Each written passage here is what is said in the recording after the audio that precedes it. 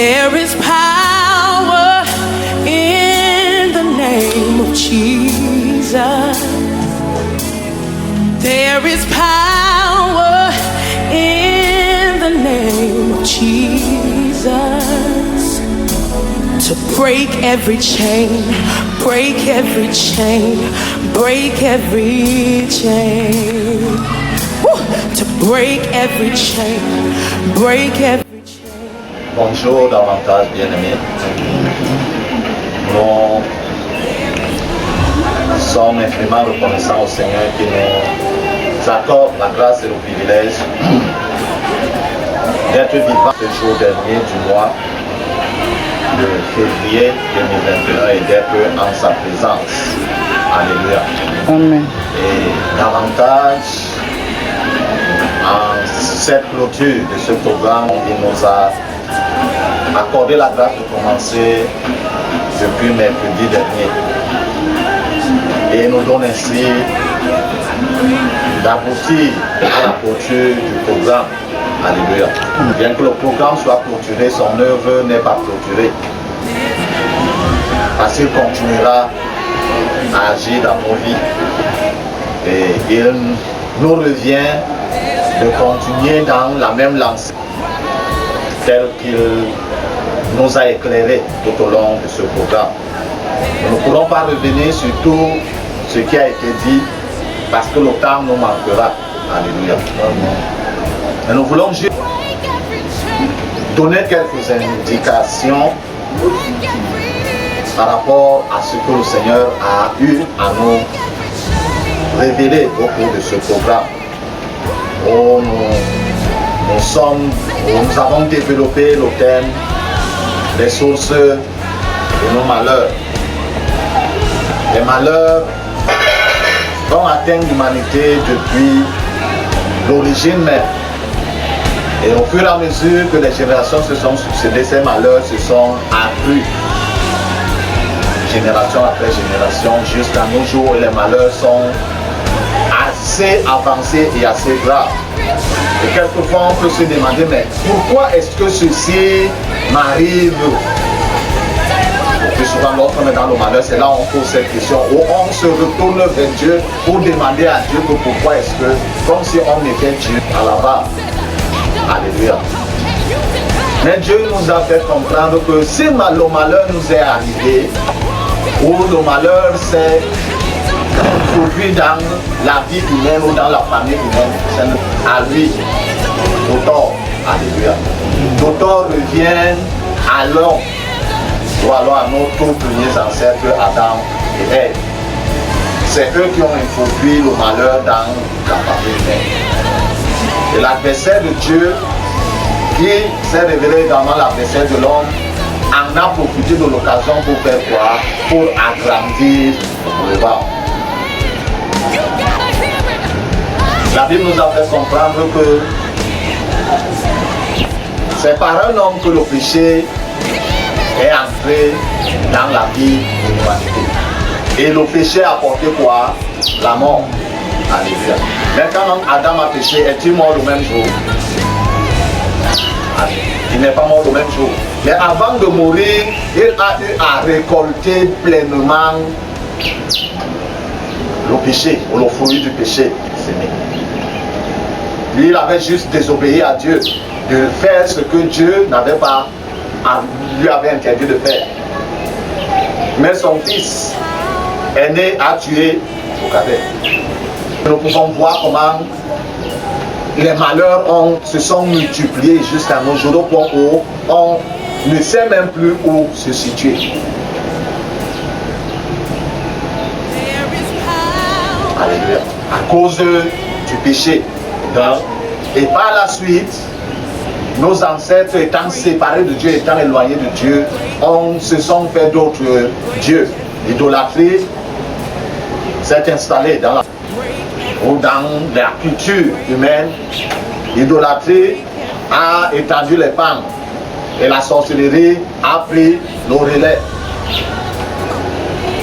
Et tout ce qui s'est fait depuis lors a été fait à l'encontre du plan originel de Dieu. Et bien entendu, Même comme les 10 commandements n'étaient pas encore donnés, Dieu reste Dieu. Alléluia. Ça, bien qu'il ne l'avait pas encore mentionné, était toujours effectif. Donc l'idolâtrie, c'est l'opposition à Dieu, une opposition directe. Parce qu'on prend Dieu, on met de côté, on prend quelque chose d'autre, on l'établit comme étant son Dieu. C'est à cause de ces désobéissances, les malédictions se sont répandues dans la famille humaine. Je disais la fois dernière que si nous commençons à monter notre généalogie de famille après famille, famille après famille, partout où l'être humain est ici, nous allons remonter et tomber sur Adam et Ève. Donc des malédictions répandues. Et ces malédictions, c'est quoi? C'est les malheurs. Et le diable, comme je disais, en a profité pour davantage cribler l'humanité. Le malheur t'arrive aujourd'hui, ne questionne pas Dieu. Alléluia. Pose-toi la question, où est-ce que j'ai commis la faute? C'est vrai que ça peut arriver que ce n'est pas la faute, peut-être c'est ton père ou ton grand-père ou ton arrière, ou en fait ça découle de la génération ascendante et ça s'abat sur toi. Et c'est encore plus grave quand tu ne connais pas la source qui s'abat sur toi. Et c'est ce que plusieurs d'entre nous subissent de nos jours. Parce que les générations ascendantes ont fait des choses, ont pris des engagements avec les élèves et ont hypothéqué les générations à venir. Et lorsqu'on vient 15 générations après celui-là qui a dit que toi, parle pas de mariage, tu ne pourras jamais te marier à moins que Dieu ne te dévoile qui a hypothéqué ton mariage dans le passé. Tu pourras entendre. Croire au Seigneur Jésus par le message de l'évangile et avancer. Mais le mariage là, tu ne pourras jamais l'avoir à moins que Dieu ne te dévoile. Alléluia. Et que collaborant et coopérant avec Dieu, Dieu aille récupérer ce mariage entre les mains de celui-là. C'est alors que tu pourras te marier. Il en est ainsi de tous les autres domaines. Certaines familles ont la finance. Celui-là peut travailler comme un éléphant. Mais quand il arrive au salaire, on ne lui donne pas. Ou on lui donne un salaire minable. Ou alors on commence à le payer à un moment donné, tout s'arrête. Brusquement comme ça. Pendant que les autres, on les paye. Lui, on va dire que son dossier a fait quoi? A disparu. On dit comment on va recommencer à zéro. Un dossier qu'il a monté depuis 10 ans. Et il va repartir à zéro après 10 ans. Alléluia. Nous pouvons voir. D'autres encore, on a dit pas de travail. Il a tous les diplômes du monde. Lorsqu'il présente son CV, on dit ça, c'est quelqu'un qui est qualifié. Mais on m'a même dit que non, apporte ton dossier, on va te recruter. Il apporte le dossier, il dépose. L'ancêtre qui a hypothéqué son travail vient enlève tous les documents dans son dossier. Quand le chef service des ressources humaines prend son dossier, il ouvre trouver les formats A4 vierges. Il n'y a même pas une trace que l'on s'est passé dans une photocopieuse. Et ça n'a rien pris. Un tel responsable dit quoi? Bien aimé. Que ce monsieur ou cette femme fait quoi? Se moque de lui, n'est-ce pas? Il va prendre le document, va mettre à la poubelle. Et on va prendre quelqu'un d'autre à la place. C'est parce que les ascendants ont...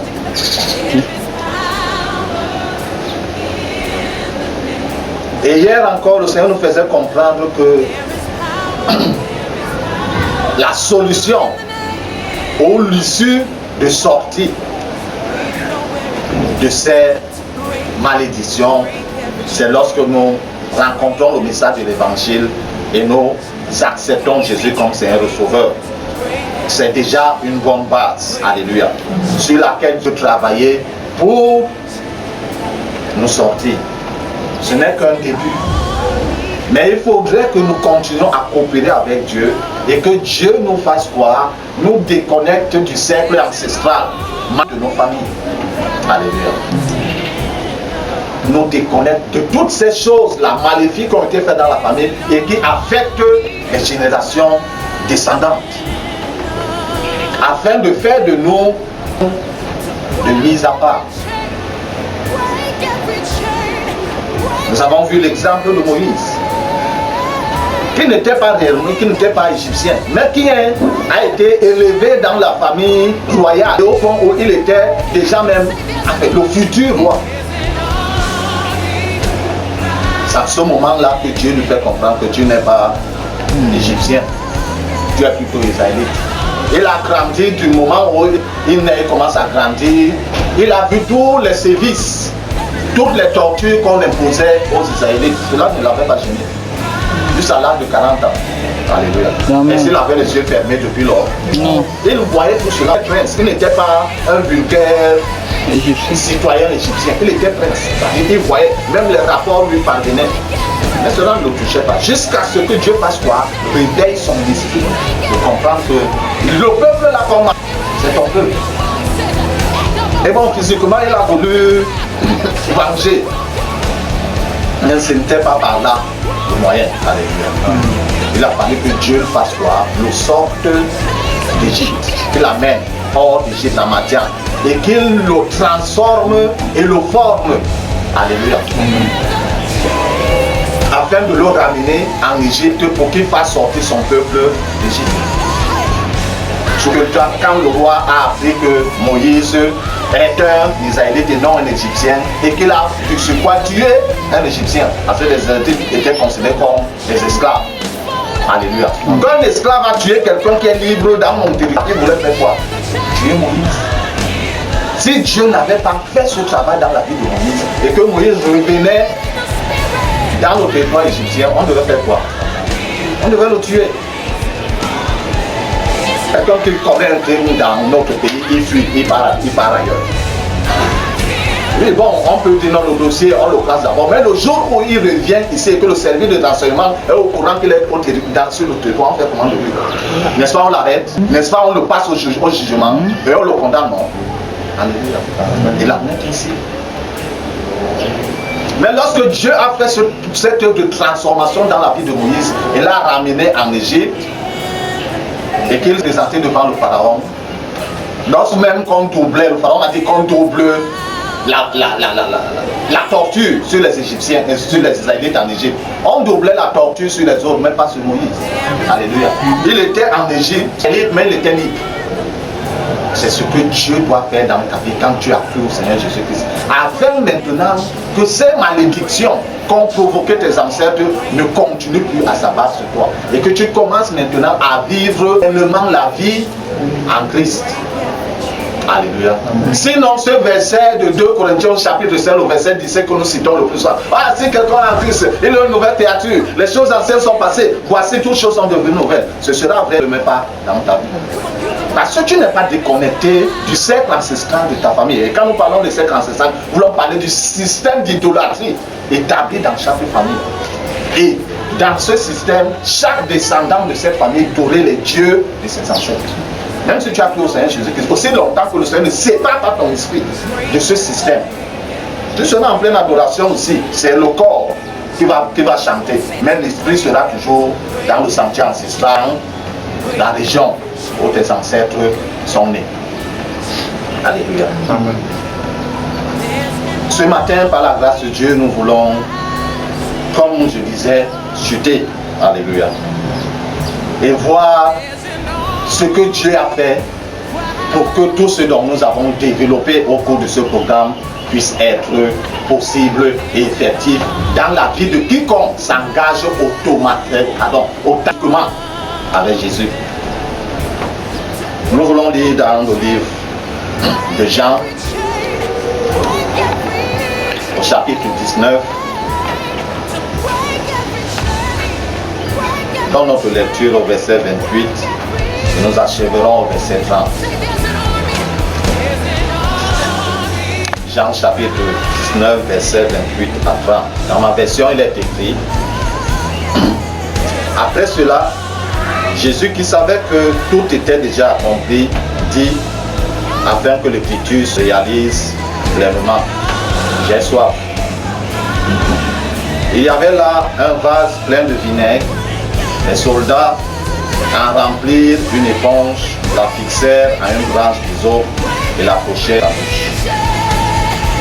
Quand Jésus eut pris au vinaigre, il dit tout est accompli.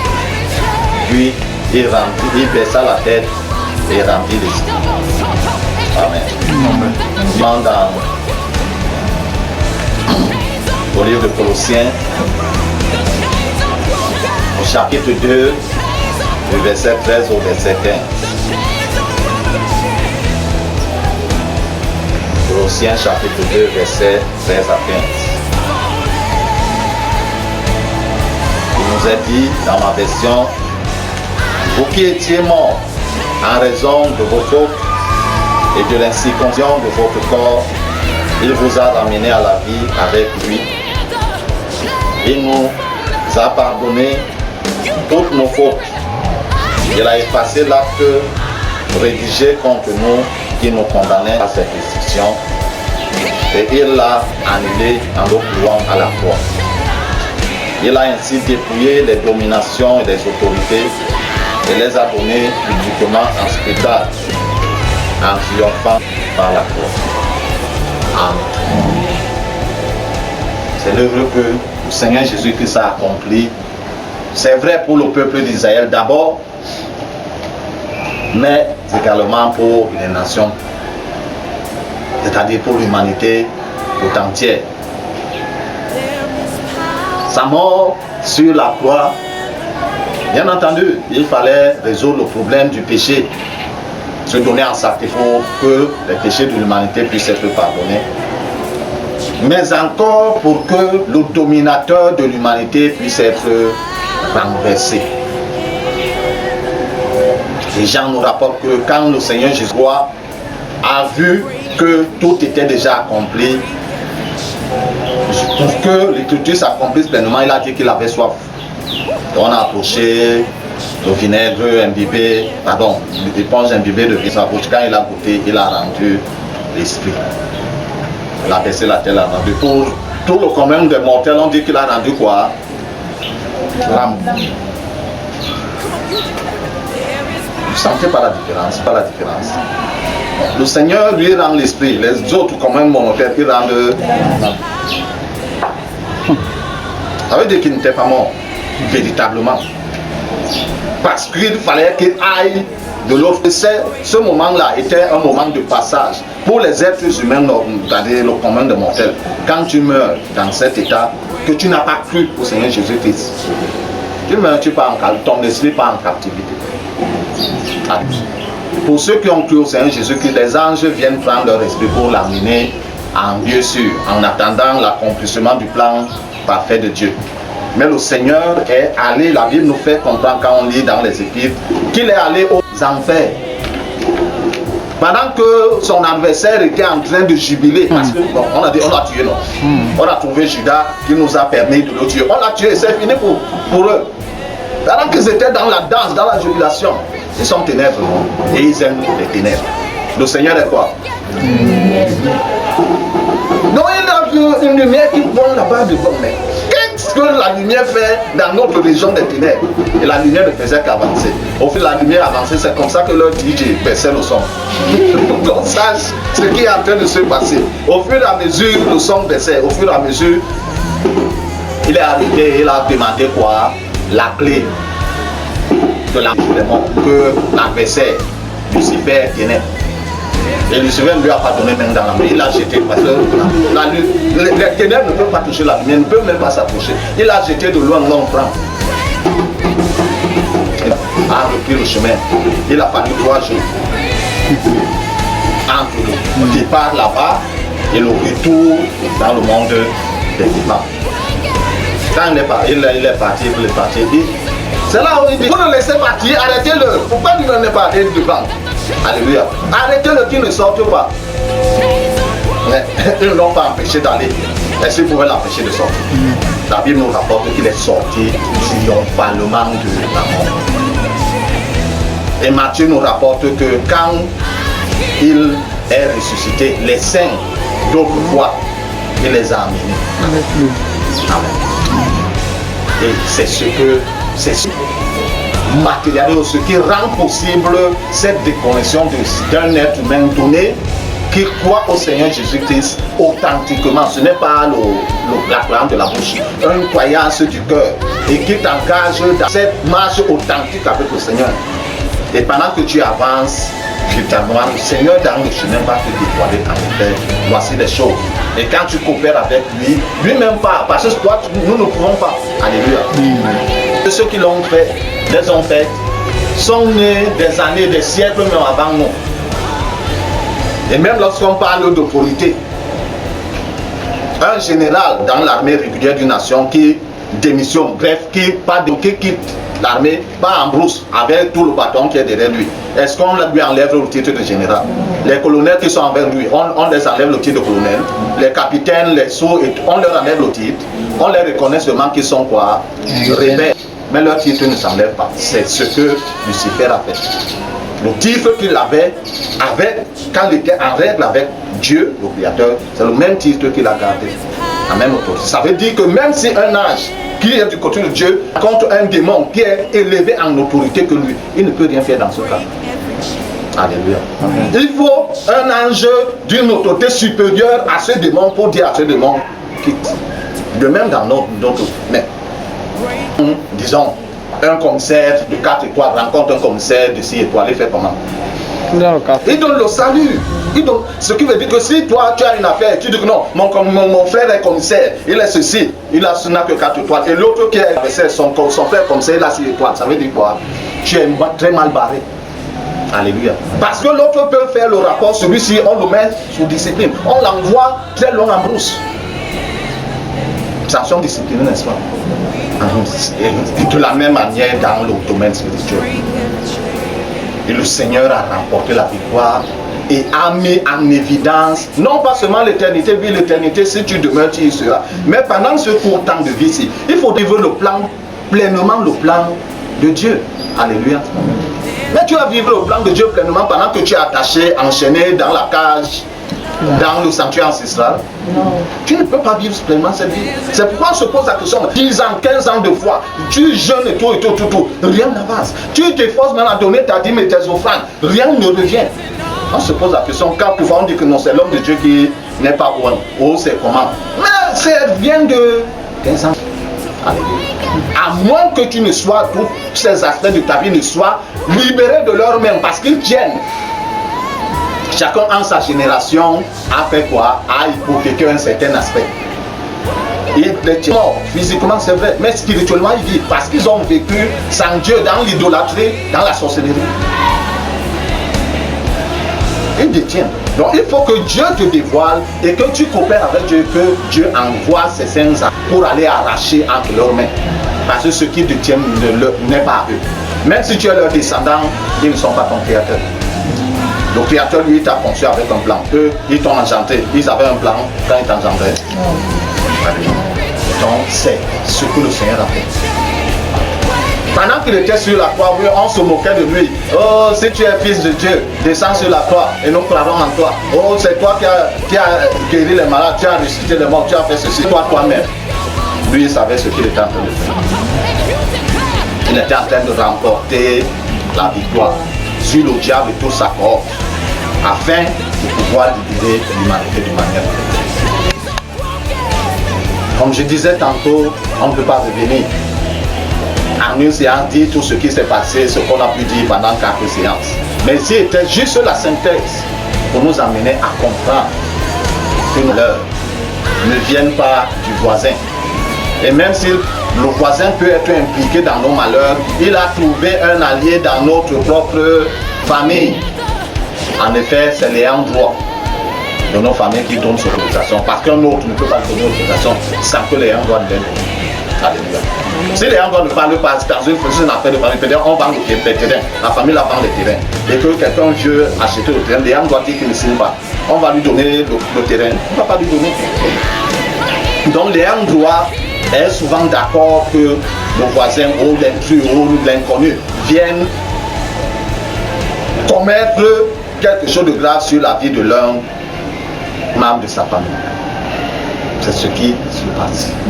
Mais Dieu nous a fait comprendre que si nous venons à lui, nous venons pleinement, authentiquement de tout cœur à lui, il est disposé de nous éclairer. Chemin faisant, ça ne se... cette libération et déconnexion ne se fera pas en un jour, même pas en 2 jours, même pas en 10 ans, parce que ceux de ta famille existe depuis combien de siècles? Depuis la toute première génération que ces choses ont commencé à être faites. Alléluia. Mais Dieu nous rassure qu'au fur et à mesure que nous avançons avec lui, il va faire son chemin pour nous détacher partout, afin que ce temps de vie, nous puissions pleinement mener cette vie. Alléluia. Amen. Nous ne pouvons pas. L'œuvre de Dieu, c'est vrai, elle est spirituelle, mais elle a besoin de moyens financiers. Alléluia. Elle a besoin de moyens physiques. Dès que nous sommes dans un salon, mais si nous étions en plein air avec ce soleil qui brûle, on devait supporter. Il faut donc cela. Pour que ce message puisse parvenir, il faut un appareil pour cela, n'est-ce pas? Et il faut les moyens pour pouvoir le faire parvenir aux hommes, n'est-ce pas? Et si dans nous tous, nos finances ont été hypothéquées et gardées entre les mains de nos ancêtres, nous n'avons pas de finances, pouvons-nous faire cela? Comment nous le faire? Alléluia. Mais Dieu voudrait donc nous libérer dans tous ces aspects, pour que tout ce que nous avons, tant spirituellement que dans tous les autres aspects, nous puissions le mettre à contribution pour l'avancement de son œuvre d'ici le moment où il revient. Alléluia. Pourquoi Dieu nous a poussé à tenir ce programme. Et comme j'ai eu à dire, le programme se clôture, mais le travail que Dieu a commencé ne se clôture pas. Il nous revient à chacun de compte sa mission à importuner Dieu. Dieu nous a donné cette permission de l'importuner. La Bible nous dit déjà qu'il ne somnole ni ne dort. Alléluia. Ça veut dire que même si tu te réveilles à minuit, Dieu est toujours réveillé. Même si tu te réveilles à 3 heures, en n'importe quelle heure d'un jour donné, Dieu est toujours réveillé pour t'écouter et pour regarder quel est ton problème. Et parce qu'il a donné déjà la solution, aller chercher son problème. Amen. Nous ne parlerons jamais assez, parce que le temps nous manquerait. Même si je prends 10 heures ici, l'essentiel c'est que tu puisses prendre ce que j'ai eu à dire, le garder à cœur et le mettre en cœur. Amen. Que le Seigneur bénisse sa sainte parole dans mon cœur. Amen. Éternel Père tout de Jésus-Christ Nazareth, j'élève ma voix au Père pour celui-là, pour celle-là, Seigneur notre Dieu, qui suivra ce message vidéo par la suite au Père. Pendant les minutes où la personne disposera, Seigneur notre Dieu, son temps, puis ce message, que ta main toute puissante s'étende également, pour Seigneur fouiller dans les archives de sa vie et voir les problèmes de sa vie éternelle, afin, Seigneur notre Dieu, d'appliquer au Père la solution que ton Fils Jésus-Christ a acquise pour l'humanité tout entière sur la croix éternelle. Au nom de Jésus-Christ Nazareth. Notre roi et notre Dieu, par ton esprit, amène cette personne à comprendre davantage et à se disposer à toi, collaborer avec toi, afin que tous les plans de sa vie qui avaient été hypothéqués par ses ancêtres, Seigneur notre Dieu, tu puisses, ô Père, arracher ces aspects de sa vie, lui restituer pleinement au nom de Jésus-Christ. Tel que ta main toute puissante, Dieu s'étend pour secourir, Père éternel, toute personne qui, Seigneur notre Dieu, disposera, insiste les minutes de son temps à suivre ce message. Oh Dieu, glorifie davantage ton Seigneur et accorde-leur des témoignages vivants, oh Dieu, pour, Père éternel, les encourager à te chercher, à te suivre au nom de Jésus-Christ Nazareth. Merci Seigneur. Amen.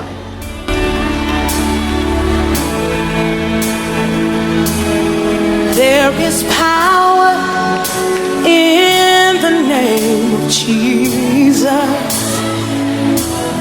There is power